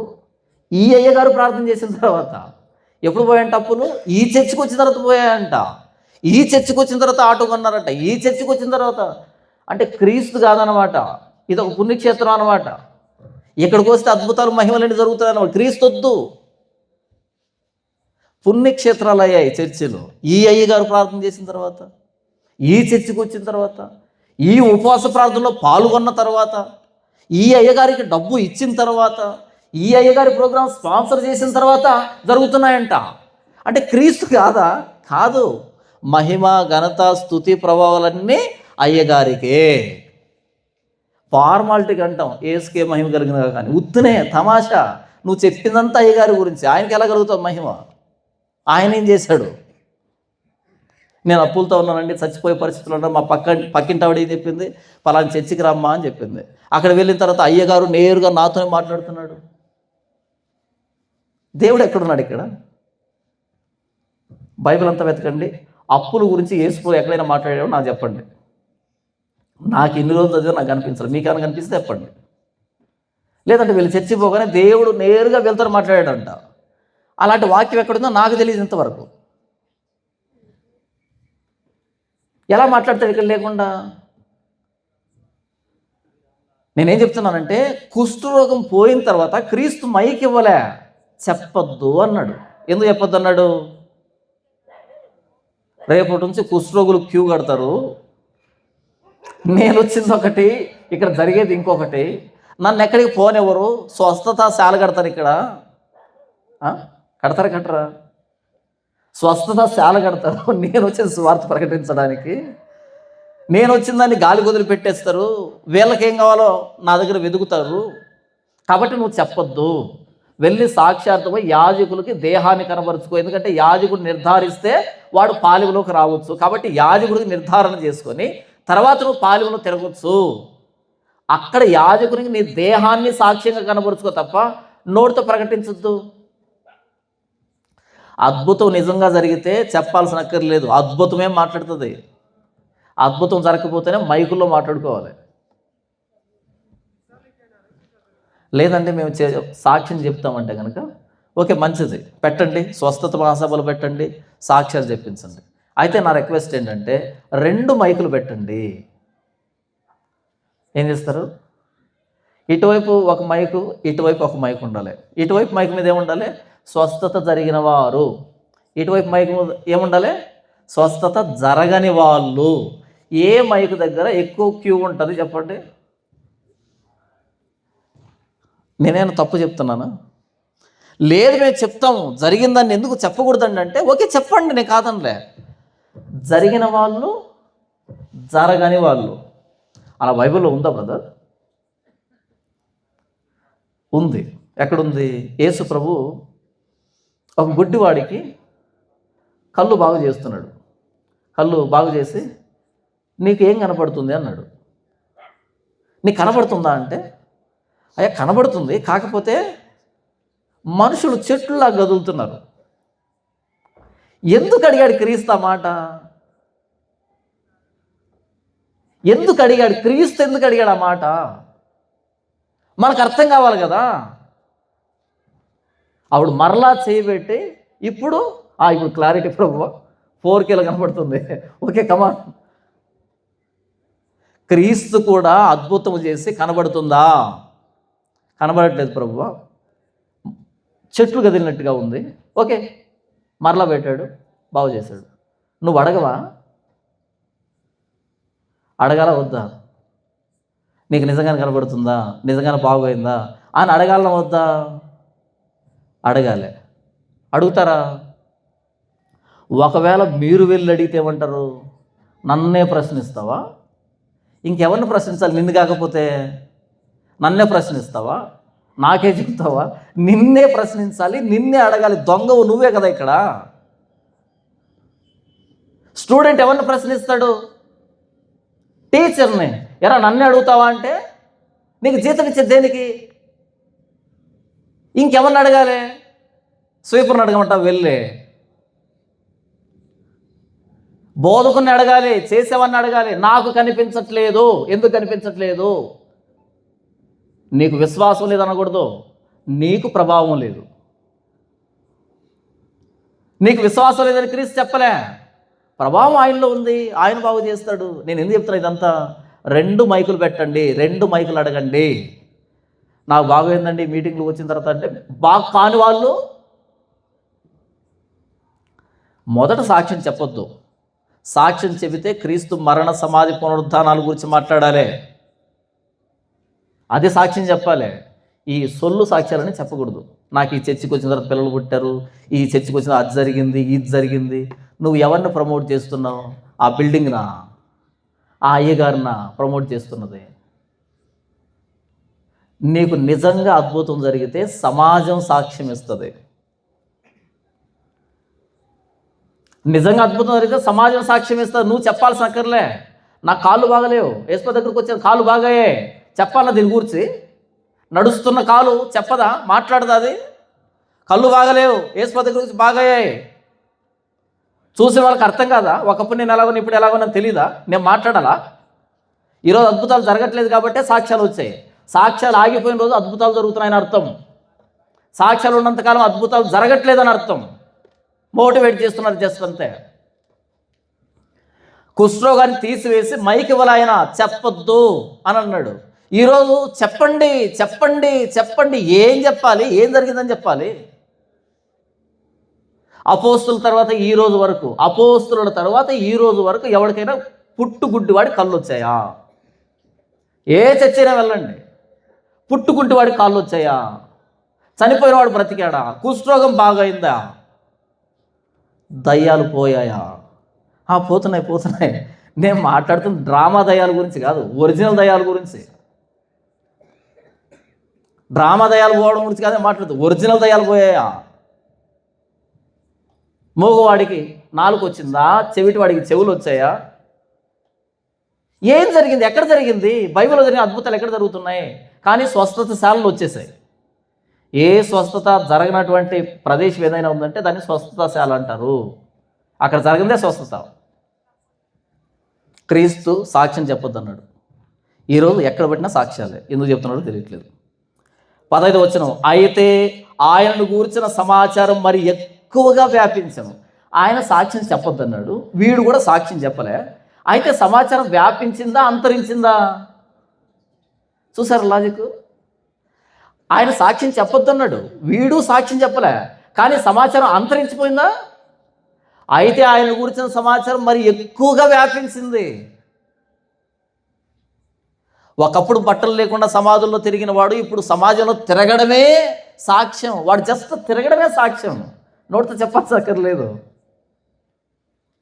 నిజంగా అద్భుతం జరిగితే అద్భుతాన్ని జరిగించిన దేవుడు ఆ అద్భుతాన్ని ఎలా వాడుకోవాలో తెలుసు ఆయనకి, నువ్వు చెప్పకపోయినా. నేను ఎందుకు ఇంత నొక్కుతున్నాను ఇక్కడ అంటే, క్రైస్తవంలో ఉన్నటువంటి మూఢత్వం, అమాయకత్వం. ఈ సమయం అన్నది చాలా విలువైనది. ఈ పుల్పీట్ మీద, వేదిక మీద సమయం అన్నది చాలా విలువైనది. ప్రతి సెకండ్ కౌంట్ అవుతుంది. దీన్ని మొత్తం అంతా కరగదీస్తారు. వీళ్ళు సాక్ష్యం చెప్పి, వాళ్ళు సాక్ష్యం చెప్పి, 4-5 సాక్ష్యాలు చెప్తే మొత్తం టైం అంతా కొట్టుకొని పోతుంది. ఆ లాస్ట్లో 20 నిమిషాలు వాక్యం చెప్తారు, అది కూడా దశమ కోసం చెప్తారు. ఎందుకు వచ్చాను చర్చికి? సోది వినడానికా? లేఖనాలు వినడానికి కాదా? ఎందుకు ఇలాంటి కార్యక్రమాలు వచ్చాయి? సమయాన్ని తినివేసేటువంటి కార్యక్రమాలు వచ్చాయి. అయితే ఆయన గురించిన సమాచారం మరి ఎక్కువగా వ్యాపించను. బహుజన సమూహములు ఆయన మాట వినుటకును తమ రోగమును కుదుర్చుకున్నట్టుకును కూడి వచ్చుచుండ్రి. బహుజనాలు రావడం ప్రారంభమయ్యారంట. 16వ వచనం, ఆయన ప్రార్థన చేయుటకు అరణ్యంలోనికి వెళ్ళుచుండెను. బహుజనాలు ఆయన మాట వినడానికి, ఆయన చేత రోగాలను కుదుర్చుకోవడానికి వస్తుంటే ఈయన ప్రార్థన చేయడానికి అరణ్యానికి వెళ్తున్నాడంట. అక్కడ చర్చి కట్టొచ్చు కదా. యేసు ప్రభు ఎక్కడా తిరగకుండా ఒక పెద్ద చర్చి కట్టేస్తుంటే, మనం కట్టే చర్చికి యేసు ప్రభు కట్టే చర్చి తేడా ఏంటంటే, యేసు ప్రభు ఎక్కడుంటే అక్కడ జనాలు వస్తారు, మనం జనాల్ని పిలుచుకోవాలి రకరకాల కార్యక్రమాలు పెట్టి. ఆయనకు అది లేదు, ఎక్కడి నుంచో వాళ్ళే వస్తున్నారు, ఎందుకంటే రియల్గా జరుగుతున్నాయి కాబట్టి. కానీ క్రీస్తు కట్టలే, కానీ క్రీస్తు అక్కడ స్థిరపడలే. ఇక్కడికి రండి, ఇక్కడ 7 వారాలు నివాసం చేస్తే మీకు అద్భుతాలు జరిగితే చెప్పలే ఆయన. ఇక్కడికి వస్తే అద్భుతాలు చెప్పలే ఆయన. ఆన్ ది వేలో ప్రకటించుకుంటూ చేసుకుంటూ పోయాడు. ఆన్ ది వేలో జరిగే అన్నీ ఎక్కడా లేడు ఆయన. ఎందుకని? ఆయన వచ్చింది సంపాదించుకోవడానికి కాదు, ఆయన వచ్చింది నశించిన వారిని వెదకి రక్షించడానికి. మనం ఎందుకు సేవ చేస్తున్నాం? 4 రాళ్ళు వెనకేసుకుందామని, అంతేనా? ఇంకేమైనా ఉందా? లేదండి. నిఖార్సుగా నేను సిలువ వేయబడిన ప్రభు అయిన యేసుక్రీస్తును ప్రకటించడానికే సేవ చేస్తున్నానండి అనేవాళ్ళు ఎవరైనా ఉన్నారా? ఒకవేళ ఉంటే 1, 2, 3 అని ఎంచుకోవాలా.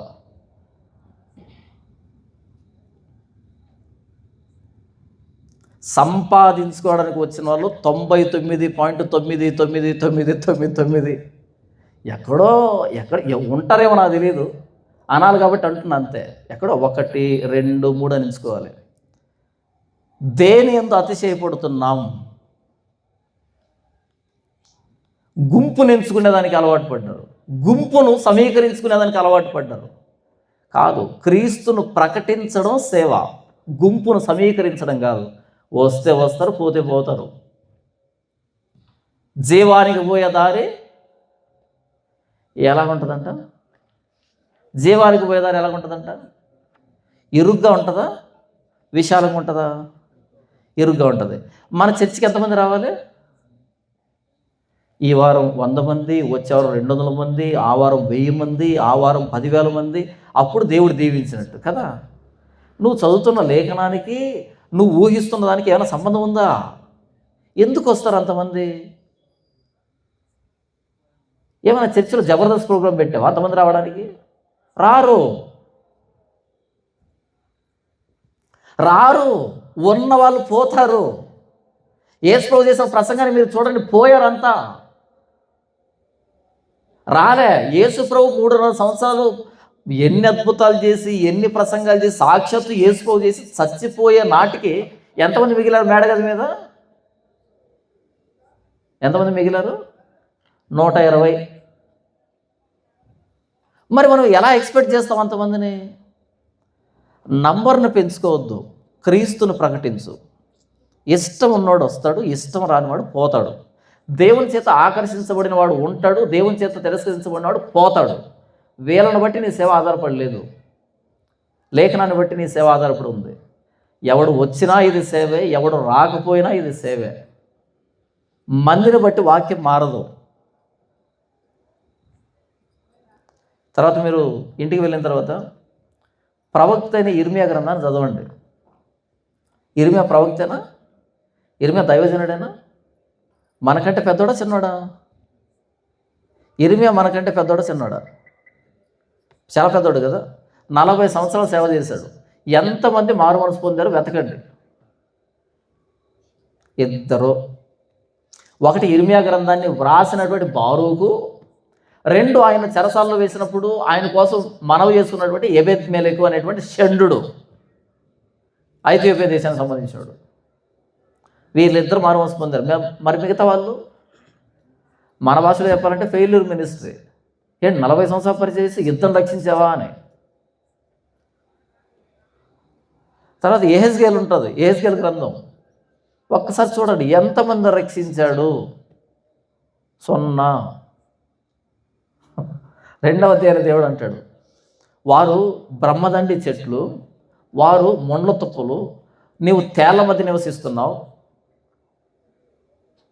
వారు వినినను వినకపోయినను. ఏమంటాడు?